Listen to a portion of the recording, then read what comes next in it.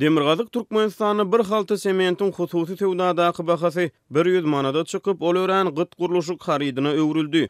Bu ýagdaý köp adamly maşgalalaryň täze jaýlary gurmak mümkinçiliklerine zarba urup, 4-5 gelinli maşgalalaryň bir öýe gawalyp galmaklaryna getirýär. Bular barada Azatlyk radiosynyň ýurt içindäki habarçysy howpsuzlyk ýagdaýlary sebäpli gizlenlik şertlerine 26-njy iýulyna habar berdi. Daşow şäherini we onuň golaýyndaky owalardan emel edip mellek satyn alan raýatlar inni jaý salmaga sement tapman kösenýärler diýip Azatlyk radiosynyň habarçysy habar berýär. Onuň maglumatlaryna görä döwlet bahasy 10 manat töweregi bolan 50 kilogramlyk sementin bahasy häzirki wagtda hususiýetçilerde 100 manada çykdy. Azatlyk radiosynyň yerli habarçylary we çeşmeleri sementin hususanyny soňky 3 aýyň dowamyna gyt harida öwrülendigini aýdýarlar. Soňky 3 aýyň dowamyna Türkmenistanyň ähli sewitlerini sement gytalyp raýatlaryň jaý gurmak, guruluşyk etmek işleri uly mesele öwrüldi diýip Azatlyk radiosynyň ýurt içindäki habarçysy 26-njy iýulyna aýtdy. Bu ýagdaý köp adamly maşgalalaryň bir öýde mejburi ýaşamaklaryna getirýär. 4-5 gelinli maşgalalar bir öýde ýaşaýarlar.